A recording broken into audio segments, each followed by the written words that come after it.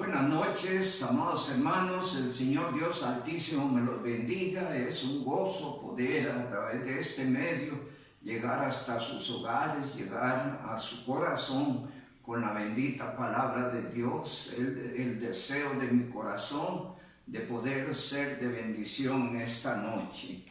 Antes de entrar propiamente al estudio del capítulo 18 de Juan, deseo compartir con ustedes el Salmo 20 del 1 al 5 que expresan el sentir de mi corazón por cada uno de ustedes.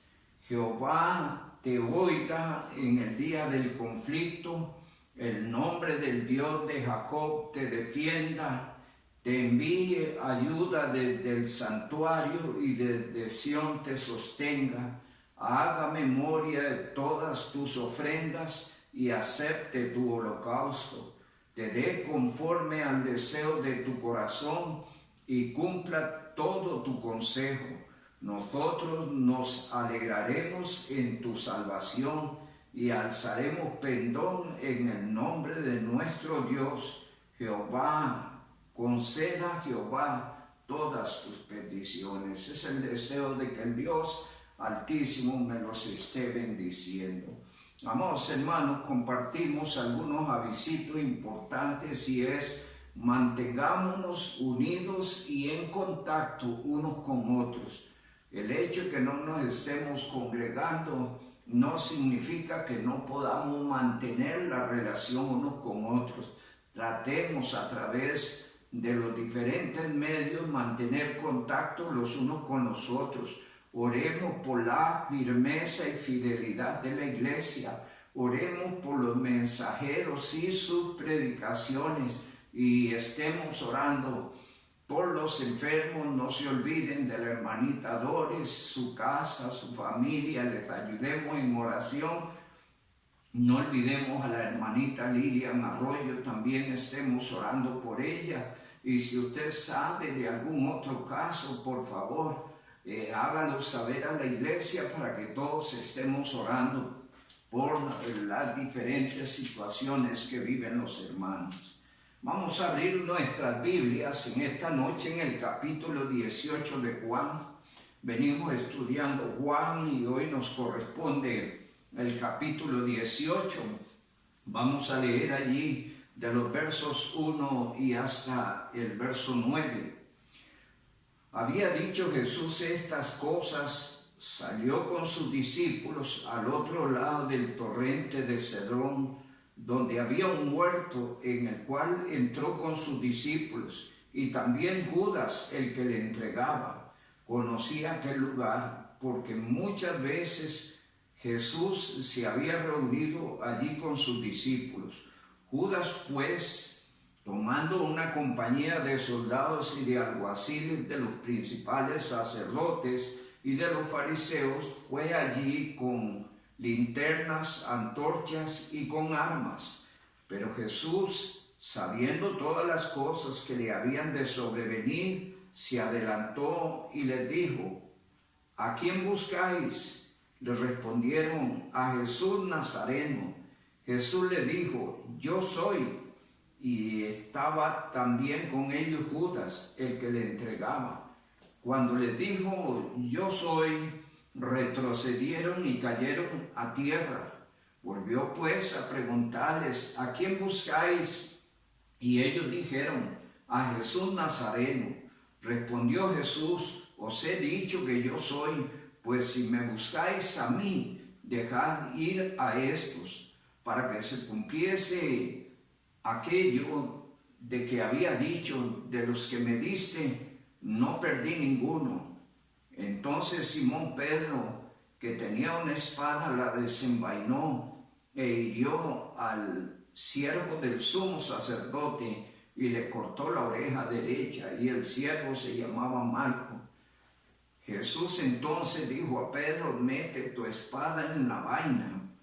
La copa que el Padre me ha dado, no la he de beber. Que el Señor nuestro Dios nos añada bendición con su palabra. Vamos a inclinar nuestros rostros allí donde usted está. Cierre sus ojitos y oremos a Dios. Señor, Dios Padre amado, alabamos tu nombre en esta noche y te damos la gloria, agradecemos el honor de reunirnos en tu presencia en el nombre bendito de Jesucristo para alabar y bendecir tu glorioso nombre. Señor, eres bueno, gracias por tus cuidados, tu protección, tu ayuda a los santos. Señor, dependemos de ti, te necesitamos y rogamos nos pongas bajo la cubierta de tus alas y nos cuides y nos bendigas hoy y siempre hasta el día de la venida de Cristo. Oramos, Padre amado, en una forma especial por la hermanita Doris para que la ayudes a recuperarse, a levantarse por el poder que en ti hay, e igualmente oramos por su esposo y sus hijos para que les animes, les consueles y les ayudes, Señor, a poner la confianza y la mirada en ti. Y oramos por nuestra hermana Lilian Arroyo también para que la ayudes y, Señor, pronto ella esté bien, dando la gloria a tu nombre y dando testimonio de tu poder. Oramos en esta noche, Señor, para que nos tome bajo la dirección del Espíritu Santo y el Espíritu Santo haga conforme al propósito, oh Dios, que nos ha llamado en Cristo.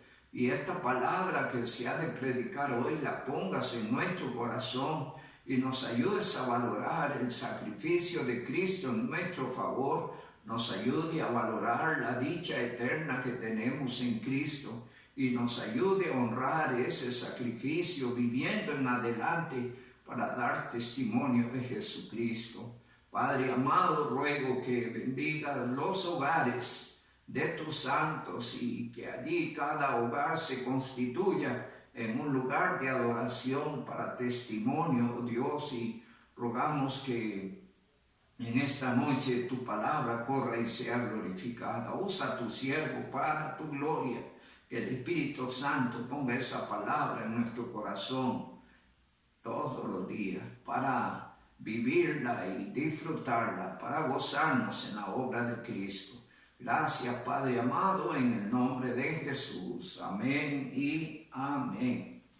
Amados hermanos, en el capítulo 17 de Juan, estuvimos hablando de la gran oración sumo sacerdotal de Jesucristo, donde Él daba por concluida su labor, su misión, y además vimos que en esta gran oración Jesús oró por la protección de sus santos en el mundo, oró por nuestra santificación a través de la palabra, oró por la encomienda de la gran comisión, oró por la unidad de la iglesia y finalmente oró por el traslado de los santos a la gloria. Hoy vamos a estar hablando en el capítulo 18 sobre el tema Jesús es apresado y sentenciado. Este capítulo lo vamos a estudiar en 3 puntos principales. El Hijo de Dios es apresado por sus enemigos. Jesús preso es llevado a Anás y Caifás.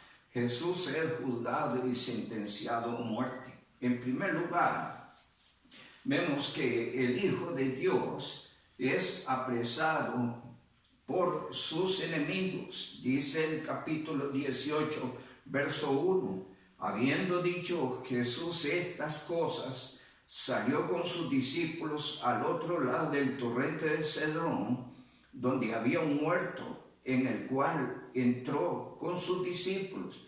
Y también Judas, el que le entregaba, conocía aquel lugar, porque muchas veces Jesús había reunido allí con sus discípulos. Judas, pues, tomando una compañía de soldados y alguaciles, de los principales sacerdotes y de los fariseos, fue allí con linternas, antorchas y con armas. Pero Jesús, sabiendo todas las cosas que le habían de sobrevenir, se adelantó y les dijo: ¿A quién buscáis? Le respondieron: a Jesús Nazareno. Jesús les dijo: yo soy. Y estaba también con ellos Judas, el que le entregaba. Cuando le dijo: yo soy, retrocedieron y cayeron en tierra. Volvió pues a preguntarle: ¿a quién buscáis? Y ellos dijeron: a Jesús Nazareno. Respondió Jesús: os he dicho que yo soy, pues si me buscáis a mí, dejad ir a estos, para que se cumpliese aquello que había dicho, de lo que me diste, a ninguno perdí, o no perdí a ninguno. Y encontramos, amados hermanos, que el Hijo de Dios es apresado por los enemigos. ¿Quiénes eran los enemigos? Entre los enemigos había un equipo de líderes religiosos que incitaban al pueblo y ponían al pueblo contra Jesús.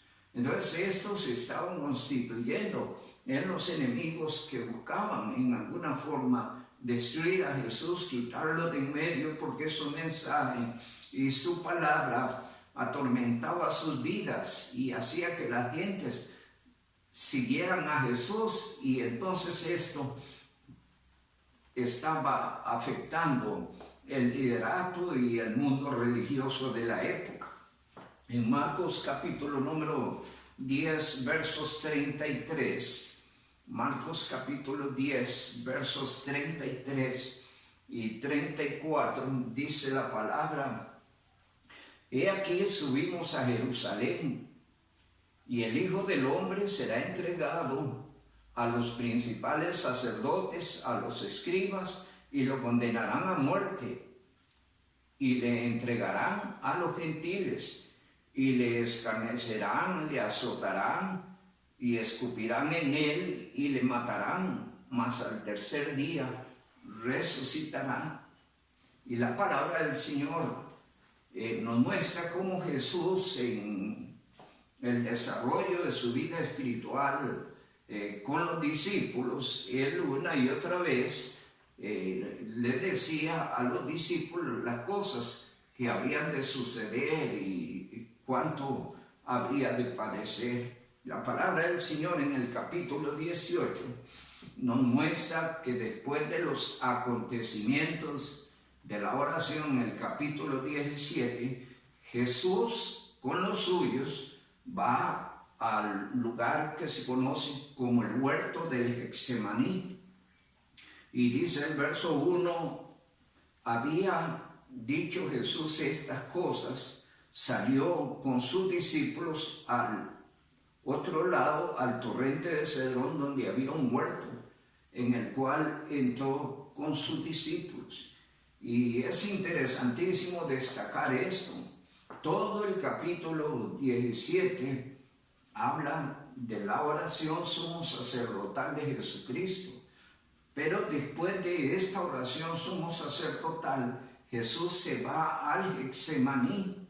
Y en el Getsemaní, Jesús nuevamente ora o se pone en oración.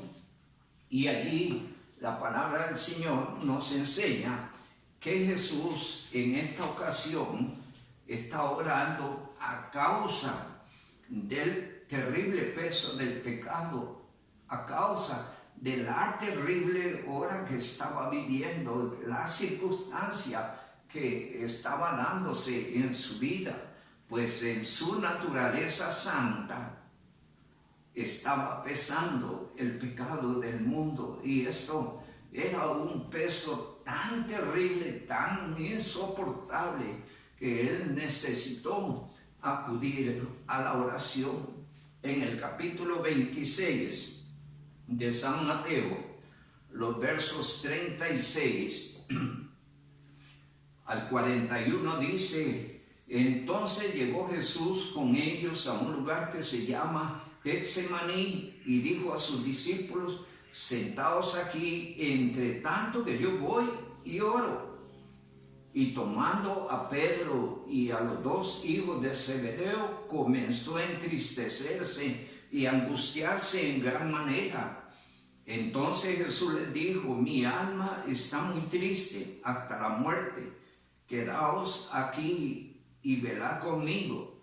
Yendo un poco adelante, se postró sobre su rostro, orando y diciendo: Padre mío, si es posible, pase de mí esta copa, pero no sea como yo quiero, sino como tú. Vino luego a los discípulos, los halló durmiendo y le dijo a Pedro: así que no habéis podido velar conmigo una hora. Velad y orad para que no entréis en tentación. El espíritu a la verdad está dispuesto, pero la carne es débil. Otra vez fue y oró por segunda vez, diciendo: Padre mío, si no puedes pasar de mí esta copa sin que yo la beba, hágase tu voluntad. Vino otra vez y los halló durmiendo, porque los ojos de ellos estaban cargados de sueño. Y dejándolos se fue de nuevo y oró por tercera vez, diciendo las mismas palabras. Entonces vino a sus discípulos y les dijo: dormid ya. Y encontramos allí, hermanos, cómo Jesús, después de la oración sumo sacerdotal, donde da por entregada su misión y ora específicamente por diferentes situaciones de la iglesia, nuevamente se va al Getsemaní con una oración diferente, y es orando, clamando a Dios para que Dios le ayudara en ese momento terrible donde el pecado de la humanidad estaba siendo cargado por él, y esto pues traía angustia, según leímos, tristeza profunda y gran sobre su naturaleza santa. Pero encontramos que también al Getsemaní llegó Judas. Pues Judas, andando con los 12, andando con Jesús, él conocía ese lugar. Y este hombre ya había predeterminado en su corazón entregar a Jesucristo. Ya Jesús sabía desde mucho tiempo antes que esto iba a acontecer. Dice Juan 13, versículos 2. Y cuando cenaban, como el diablo ya había puesto en el corazón de Judas Iscariote, hijo de Simón, que le entregase, dice el verso 21, y habiendo dicho Jesús esto, se conmovió en espíritu y declaró y dijo: de cierto digo que uno de vosotros me va a entregar. Y allí en la altura del capítulo 13 está el Señor testificando sobre la realidad de la intención de Judas. En el verso 2 del capítulo 18 dice: y también Judas, el que le entregaba, conocía aquel lugar, porque muchas veces Jesús se había reunido allí con sus discípulos. Judas, pues, tomando una compañía de soldados y de alguaciles, de los principales sacerdotes y los fariseos, fue con linternas y antorchas y con armas. Y Judas fue a ese lugar para consumar la traición. Es terrible, muy terrible ver que este hombre, después de conocer al Señor, después de oír sus mensajes, las intenciones del corazón son contra Jesús y contra su mensaje, y su intención es destruirle. Cuán terrible es cuando las personas, habiendo oído del Señor, habiendo conocido su mensaje, se vuelven atrás en contra de Jesús y de su palabra. El caso de Judas, encontramos que va a ese lugar a consumar su traición. Y en medio de esta situación ellos buscan a Jesús, y dice la palabra: pero Jesús, sabiendo, verso 4, todas las cosas que le habían de sobrevenir, se adelantó y les dijo: ¿a quién buscáis? Le respondieron: a Jesús Nazareno. Jesús le dijo: yo soy. Y estaba también con ellos Judas, el que le entregaba. Y encontramos una escena interesantísima, y es que Jesucristo se identifica delante de la turba como el gran yo soy. Esa es la expresión con que Dios se da a conocer a Moisés como el yo soy. Y Jesús usa esta misma expresión para identificarse contra sus enemigos como el gran yo soy.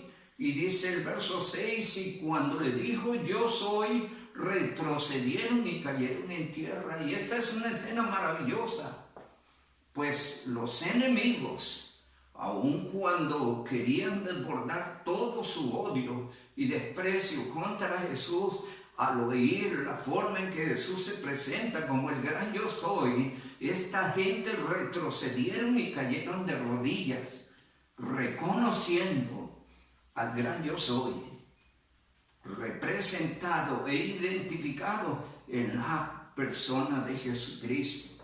Dice la palabra del Señor allá en el libro de Éxodo,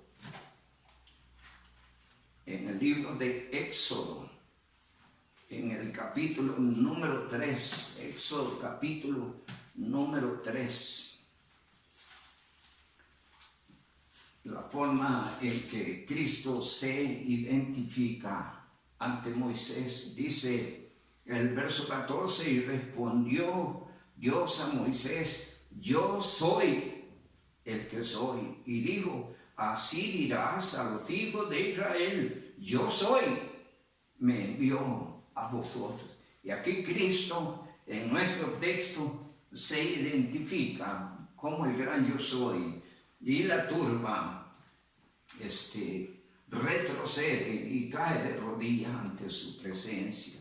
En el capítulo 18 encontramos entre los versos 7 y 8 que Jesús intercede por la protección de sus discípulos. Dice la palabra, volvió pues a preguntarle, ¿a quién buscáis? Y ellos dijeron, a Jesús Nazareno. Respondió Jesús, os he dicho que yo soy. Si pues me buscáis a mí, dejad ir a estos. Y allí la palabra del Señor nos muestra cómo el Señor intercede en favor de sus discípulos. Dice el verso 9, para que se cumpliese aquello que había dicho, de lo que me diste, no perdí ninguno. Y allí el Señor está orando por la protección de sus discípulos. Y damos gracias a Dios porque todo Juan 17 es una oración por la iglesia, es una oración por los santos. Y es importante para usted y para mí entender que indistintamente de las circunstancias que nos rodean, nosotros estamos bajo el cuidado y protección del Dios Altísimo. Dice la palabra del Señor en los versos 10 y 11, que Pedro, en su amor y su defensa de Cristo, procedió con violencia. Y entonces dice el verso 10, entonces Pedro, que tenía una espada, la desenvainó e hirió al siervo del sumo sacerdote y le cortó la oreja derecha. Y el siervo se llamaba Malco. Jesús entonces dijo a Pedro, mete tu espada en la vaina. La copa que el Padre me ha dado, no la he de beber. Lo que está diciéndole el Señor a Pedro es que Él vino para cumplir una misión y esa misión se va a consumar al precio de lo que esto signifique. De manera que Él vino a buscar la salvación de la humanidad, dando su vida en rescate por el pecador. Y esto ninguna circunstancia la iba a cambiar, y Pedro debería entender perfectamente que Él vino para cumplir el plan de Dios en este mundo. La palabra del Señor nos muestra en algunas escrituras que la obra del Señor se hace a través del Espíritu Santo, a través del mensaje persuasivo de la palabra del Señor, y nunca se hace a través de la fuerza de la espada. El Señor no promueve la violencia, sino una nueva vida, una vida que aún enseña a amar a los enemigos, a una vida que enseña el valor del perdón, del amor. Y aquí está llamando la atención a Pedro. En Zacarías capítulo 4, verso 6 dice la palabra, entonces respondió y me dijo y habló diciendo, esta es palabra de Jehová a Zorobabel, que dice, no con ejército ni con fuerza, sino con mi espíritu, ha dicho Jehová de los ejércitos. Y entonces el Señor le dice a Pedro, guarda tu espada, porque no es de esta forma. En otra escritura dice, si él ora, el Padre le daría grandes ejércitos de ángeles que pelearían y defenderían su causa, pero él vino a cumplir, a consumar una misión y nada debía de interferir en esto, y llamó la atención a Pedro a un proceder diferente. Además de esto, Romanos capítulo 12 enseña que hay que aprender en las adversidades de la vida, encomendar la causa a Dios, no defendernos por nosotros mismos, no pelear por nosotros mismos, porque en la medida que lo hacemos complicamos las cosas. Pero si dejamos la causa en las manos del Señor, el Señor resolverá de la mejor manera en nuestro favor y el asunto no irá nunca a más. Dice Romanos 12, 17. No paguéis a nadie mal por mal, procurad lo bueno delante de todos los hombres, si es posible, en cuanto dependa de vosotros, estad en paz con todos los hombres.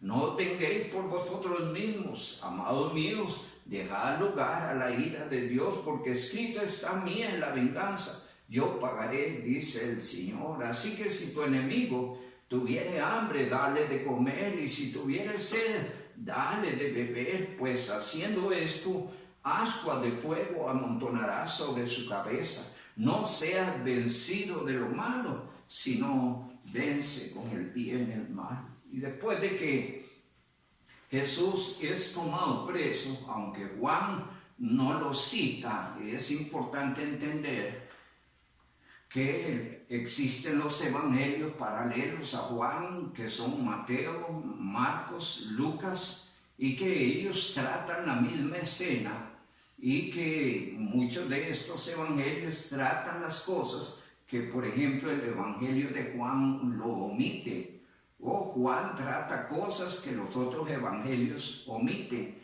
Entonces, por eso es conveniente estudiar los 4 evangelios para tener una visión completa de la escena o del acontecimiento de las cosas. Y nos encontramos en Marcos capítulo 14. Marcos capítulo 14,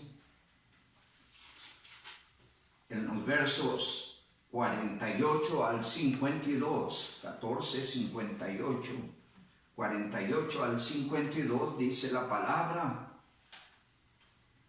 Y respondiendo Jesús les dijo: como contra un ladrón habéis salido con espadas y con palos para prenderle. Cada día estaba con vosotros enseñando en el templo y no me prendisteis. Pero es así para que se cumplan las escrituras. Y dice el 50, entonces todos los discípulos, dejándole, huyeron. Y allí se da una escena terrible. Y es que dentro de esa escena encontramos que los más fieles seguidores de Jesucristo, en el momento más crucial, más trascendental de la obra de Cristo, le dejaron y huyeron, le dejaron solo. Y eso pues nos hace ver a nosotros una enseñanza, y es que no importa cuán sean las circunstancias que estamos viviendo, debemos seguir firmes y fieles en el Señor, seguir firmes y fieles al Señor, sin apartarnos, y a veces habrá que pagar el precio de la persecución, del maltrato, del menosprecio, pero firmes adelante. No pierdan la mirada de Cristo, puesto los ojos en Jesús, el autor y consumador de la fe. En segundo lugar, la palabra del Señor nos muestra que Jesús fue apresado y llevado ante Anás y Caifás. ¿Quién eran Anás y Caifás? Eran sumos sacerdotes. En el caso de Anás, había sido depuesto del cargo por situaciones que lo desacreditaban. Y Caifás era el sumo sacerdote de turno que le correspondía el ejercicio del sumo sacerdocio ese año. Estos conspiraban contra Jesús y eran responsables en la gran persecución a apresar a Cristo. Dice la palabra del Señor en San Mateo 26. San Mateo capítulo 26, versículos 57. Capítulo 26, versículo 57. Y los que prendieron a Jesús le llevaron al sumo sacerdote Caifás. Observe el detalle. Donde estaban reunidos los escribas y los ancianos. Caifás era el que en un momento dado, en el ejercicio de su sacerdocio, sin pretenderlo, proféticamente dijo que, y aconsejó al pueblo que era mejor que uno muriera por todo el pueblo. Y Cristo vino a dar su vida en rescate del pueblo, en rescate del pecador. Pero Caifás profetizó sin entenderlo, sin saberlo. Dice el capítulo 11 de Juan. Capítulo 11 de Juan.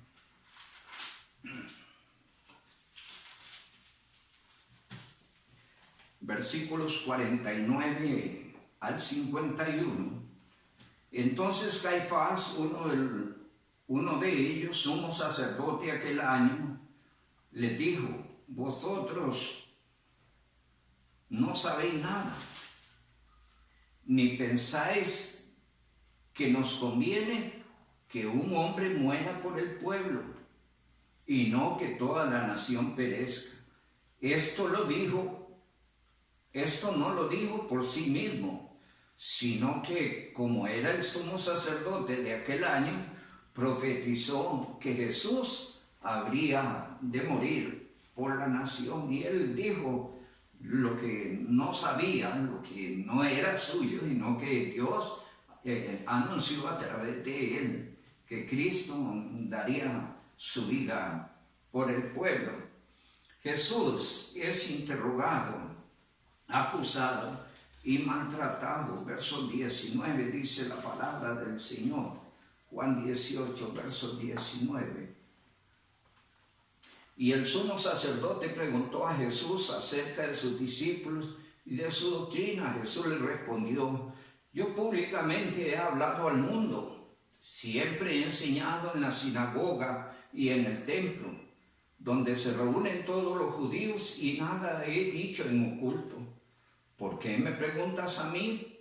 Pregunta a los que han oído, que les haya yo hablado, y he aquí, ellos saben lo que yo he dicho. Cuando Jesús hubo dicho esto, uno de los alguaciles que estaba allí le dio una bofetada diciendo: ¿así respondes al sumo sacerdote? Jesús le respondió: si he hablado mal, testifican que está mal. Y si bien, ¿por qué me golpeas? Anás entonces lo envió atado a Caifás, el sumo sacerdote. Y es que primeramente lo llevaron a Anás, aunque Anás no ejercía ya el sacerdocio, tenía gran influencia ante los ancianos y los fariseos, y allí se congregaron para interrogar a Jesucristo. Luego dice la palabra del Señor que lo enviaron atado a Caifás. En Marcos 14 dice la palabra, verso 53. Trajeron pues a Jesús al sumo sacerdote y se reunieron todos los principales sacerdotes y los ancianos y los escribas, y Pedro le seguía de lejos del patio del sumo sacerdote y estaba sentado con los alguaciles calentándose al fuego. Los principales sacerdotes y todo el concilio buscaban testimonio contra Jesús para entregarle a muerte, pero no le hallaba, porque muchos decían falso testimonio contra él, mas sus testimonios se contradecían. Entonces levantándose unos, dijeron falso testimonio contra él, diciendo: nosotros le hemos oído decir, yo derribaré el templo hecho a mano, y en 3 días lo edificaré otro, hecho sin mano. Pero ni aún así concordaban en el testimonio. Entonces el sumo sacerdote, levantándose en medio, preguntó a Jesús diciendo: ¿no responden nada? ¿Qué testifican estos contra ti? Mas él callaba y nada respondía. El sumo sacerdote le volvió a preguntar y le dijo: ¿eres el Cristo, el Hijo del Bendito? Y Jesús le dijo: yo soy. Y veréis al Hijo del Hombre sentado a la diestra del poder de Dios y viniendo en las nubes del cielo. Entonces el sumo sacerdote, rasgando su vestidura, dijo: ¿qué más necesidad tenéis de testigos? Habéis oído la blasfemia, porque ¿qué os parece? Y todos ellos le condenaron, declarándole ser digno de muerte. Y algunos comenzaron a escupirle y a cubrirle el rostro y a darle de puñetazos y a decirle: profetiza. Y los alguaciles le daban de bofetadas. Y allí nos encontramos la escena donde Cristo es interrogado, es acusado y es maltratado. Y nos encontramos la escena de Pedro, donde en medio de este momento difícil, no solo los discípulos huyeron, sino aquel que le prometió seguirle, y si era necesario morir con él, lo haría. Estamos hablando de Pedro. Lo encontramos negándole, quizás por el temor, quizás por descuido espiritual. Dicen los versos 15: y seguían a Jesús Simón Pedro y otro discípulo, y ese discípulo era conocido del sumo sacerdote, y entró con Jesús al patio al sumo sacerdote, mas Pedro estaba fuera a la puerta. Salió pues el discípulo que era conocido del sumo sacerdote y habló a la portera e hizo entrar a Pedro. Mas entonces la criada portera dijo a Pedro: ¿no eres tú también de los discípulos de este hombre? Dijo él: no lo soy. Y estaba en pie los siervos y los alguaciles que habían encendido un fuego porque hacía frío y se calentaban, y también con ellos estaba Pedro en pie calentándose. Dicen los versículos 26 y 27. Uno de los siervos del sumo sacerdote, pariente de aquel a quien Pedro había cortado la oreja, le dijo: yo te vi. ¿No te vi yo en el huerto con él? Pedro negó otra vez y enseguida el gallo cantó. Encontramos escenas en Pedro, y es que Pedro ciertamente iba, inclusive ahí habla de otro discípulo, ese otro discípulo de Juan, pero él no se identifica. Encontramos curiosamente que cuando Jesús es crucificado, los que están al pie de la cruz son las mujeres que habían creído en él y Juan. Pero aquí nos encontramos que él no se identifica sino como otro discípulo. Y Pedro nos encontramos que entró allí, pero él entró a escondidas. Él probablemente tenía miedo y había razón para tener miedo. Y encontramos que empezó a andar de lejos, que empezó a mezclarse con los incrédulos, a calentarse con los incrédulos, y finalmente le negó. Allá en los evangelios paralelos en Marcos dice que le negó con maldiciones, renegando y enojándose contra los que le insistían que él era uno de ellos, negó con maldiciones conocer al Señor. Gracias al Señor que hubo un gallo que cantó y le volvió a la razón, y entonces este hombre lloró por lo que había hecho. Le doy un consejo, y un consejo para todos: nunca ande de lejos del Señor, nunca se mezcle con los incrédulos, nunca busque calentarse con los incrédulos, porque va a suceder algo, va a terminar negando a Jesucristo. Cuídese de esto, por favor. Dice la palabra del Señor en Proverbios 21:16. Proverbios 21:16. El hombre que se aparta del camino de la sabiduría vendrá a parar en la compañía de los muertos. Y ahí estaba Pedro. ¿Cuál fue el resultado? Terminó negándole. Nunca ande de lejos, nunca ande encubierto, no se mezcla con los incrédulos, no se caliente con los incrédulos, porque terminarán negando a Jesús. El creyente debe ser evidente ante los que lo rodean de quién es, para quién vive y a quién sirve, al precio de lo que esto signifique. Nunca ande de lejos, por favor. En tercer y último lugar, Jesús es juzgado y es sentenciado. Dice la palabra del Señor en el verso 28 que Caifás trasladó a Jesús ante Pilato. Llevaron a Jesús a casa de Caifás al pretorio.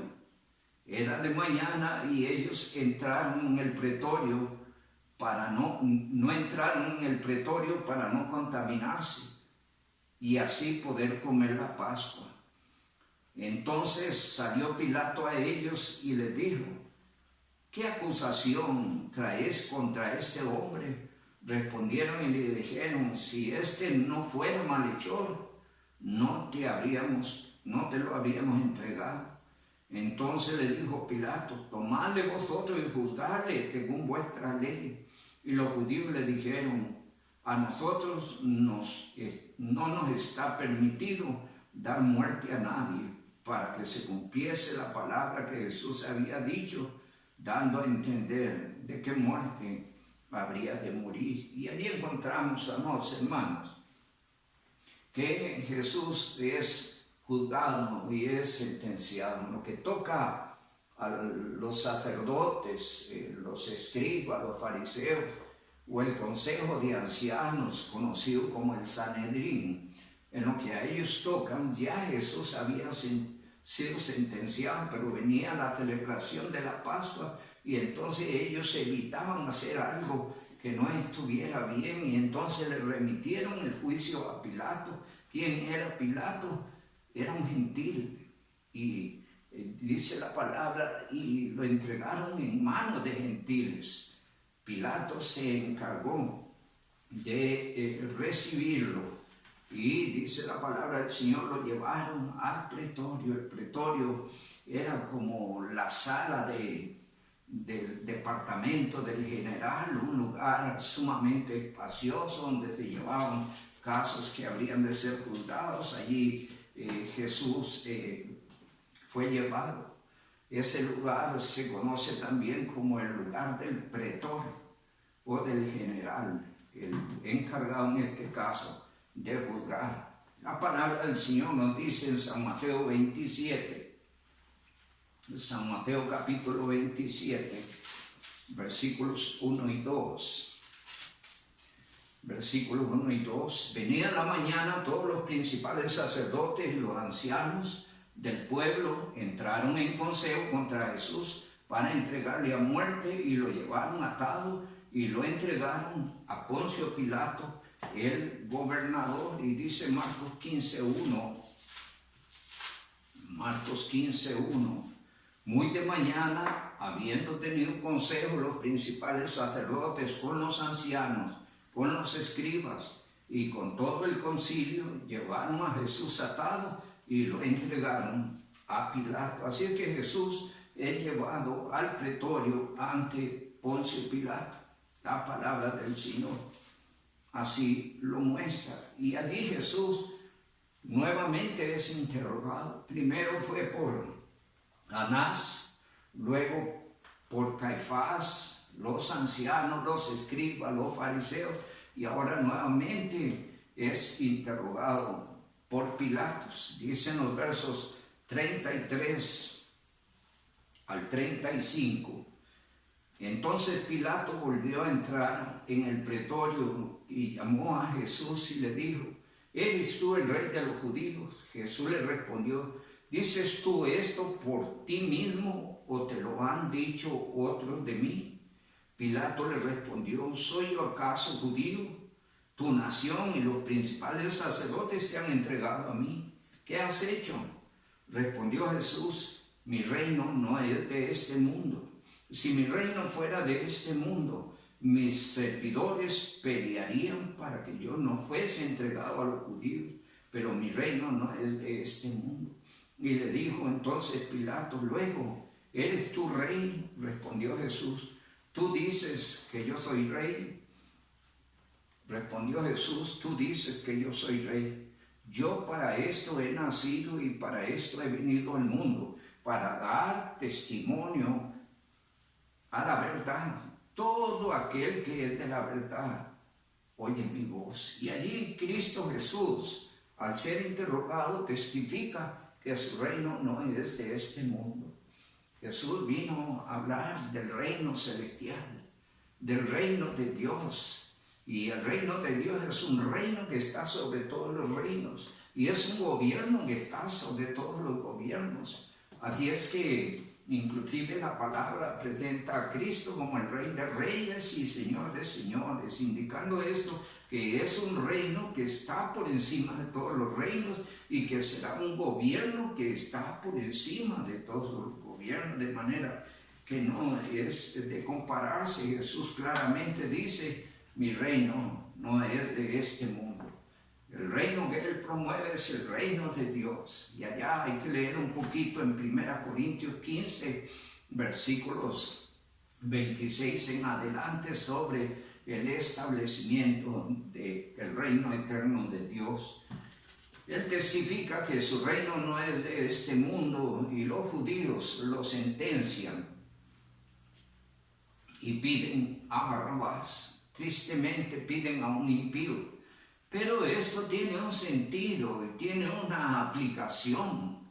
Barrabás tipifica al pecador que es liberado y es justificado en lugar de Jesús. Jesús toma el lugar del pecador.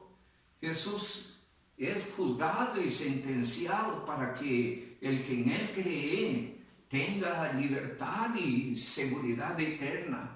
Así es que la palabra del Señor dice en los versos 39, capítulo 18, versos 39, dice la palabra del Señor, versos 38, y le dijo Pilato: que es la verdad. Y cuando hubo dicho esto, salió otra vez a los judíos y les dijo: yo no hallo en él ningún delito, pero vosotros tenéis la costumbre que se os suelte a uno en la Pascua. ¿Queréis pues que os suelte al rey de los judíos? Entonces todos dijeron a voces de nuevo, diciendo: no a este, sino a Barrabás. Y Barrabás era ladrón. En Hechos capítulo 2, versos 22, dice la palabra: vosotros israelitas, oíd estas palabras: Jesús Nazareno, varón aprobado por Dios entre vosotros con las maravillas, prodigios y señales que Dios hizo entre vosotros por medio de él, como vosotros mismos sabéis, a este, entregado por el determinado consejo y anticipado conocimiento de Dios, prendisteis y matáis por manos de inicuos, crucificándole. Y dice el 24, maravilloso: al cual Dios levantó, suelto los dolores de la muerte, por cuanto era imposible que fuese retenido por ella. Y ahí encontramos, amados hermanos, como Cristo es dado en sacrificio en nuestro favor, en rescate del pecador. Y esto debe pesar en el corazón del creyente, porque Él vino a este mundo para hacer posible lo que para usted y para mí era imposible. No hay forma en que el hombre se justifique delante de Dios, no hay forma en que el hombre se salve a sí mismo. Dios ha establecido una sola forma de salvación y es a través de Jesucristo. Y los que hemos venido a Cristo debemos glorificar a Dios porque Cristo tomó nuestro lugar y padeció y fue maltratado y fue a la cruz en mi lugar. Yo era el culpable, pero Él tomó mi culpa para que, al igual que Barrabás, yo fuese libertado de la esclavitud del pecado, de Satanás, de la muerte, y de esta manera usted y yo fuéramos reconciliados con Dios. Dice Romanos, ya estamos por terminar, dice Romanos capítulo número 3, versos 23, pasajes maravillosos. Por cuanto todos pecaron y están destituidos de la gloria de Dios, dice el 24, siendo justificados gratuitamente por gracia, mediante la redención que es en Cristo Jesús, a quien Dios puso en propiciación por medio de la fe en su sangre, para manifestar su justicia a causa de haber pasado por alto en su paciencia los pecados pasados. Y allí encontramos en una forma maravillosa cómo Dios da a su Hijo en nuestro lugar. En el capítulo 4, allí mismo, verso 25, dice, el cual fue entregado por nuestras transgresiones y resucitado para nuestra justificación. Y dice el capítulo 5, verso 6 al verso 11, porque Cristo, cuando aún éramos débiles, a su tiempo murió por los impíos. Ciertamente, apenas morirá alguno por un justo. Con todo, pudiera ser que alguno osara morir por el bueno. Mas Dios muestra su amor para con nosotros, en que siendo un pecador, Cristo murió por nosotros. Pues mucho más, estando ya justificados por su sangre, en Él seremos salvos de la ira. Porque si siendo enemigos fuimos reconciliados con Dios por la muerte de su Hijo, mucho más, estando reconciliados, seremos salvos por su vida. Y no solo esto, sino que también nos gloriamos en Dios por el Señor Jesucristo, para que por quien hemos recibido la reconciliación. Era el plan de Dios, dar a su Hijo en rescate de la humanidad. Amado hermano, viva para agradecer, para alabar, para servir, para seguir, para honrar a Jesucristo. Manténgase firme y fiel, que el peso de la obra de Cristo no venga a ser en vano en usted. Despiértele esto a una vida ferviente, activa, fiel, dedicada, viva para darle la honra y la gloria. Y concluyo con este pasaje en 2 Corintios capítulo 5, versos 14 y versos 15. Porque el amor de Cristo nos constriñe, pensando esto, que si uno murió por todos, luego todos murieron. Y por todos murió, para que los que viven ya no vivan para sí, sino para aquel que murió y se entregó por ellos. Deje que el amor de Cristo toque de tal manera su corazón, que usted viva para corresponderle. Cuídese, por favor, no se aparte del Señor, no ande entre los incrédulos, no se caliente con los incrédulos. Usted fue llamado a una nueva vida. Viva para agradecer al Señor, viva para alabarle, viva para seguirle, viva para servirle, viva para honrar su obra, viva para testificar de Él. Que el Dios Altísimo los continúe bendiciendo. Vamos a orar. Amado Padre, muchas gracias por esta noche, gracias por tu bendita palabra. Ella nos concientiza de la obra gloriosa de Jesucristo en nuestro favor. Gracias, mi Dios, porque a través de Él nos ha reconciliado contigo. Él llevó nuestros pecados y nos ha dado el regalo de la salvación y la vida eterna. Ayúdenos, Señor, a ser agradecidos, a seguirle, a servirle, a vivir para alabarle y testificar de Él. Ayúdenos a vivir para honrarle. Padre, que esta palabra que se ha predicado hoy, que es latente en nuestras mentes y en nuestros corazones, y produzca en nosotros un despertar espiritual, una vida más comprometida, nos ayude a permanecer firmes y fieles a la obra gloriosa de Cristo y esperar de los cielos su gloriosa venida. Gracias, Padre. Regálenos una buena noche. En el nombre de Jesucristo. Amén y amén. El Dios Altísimo les siga bendiciendo.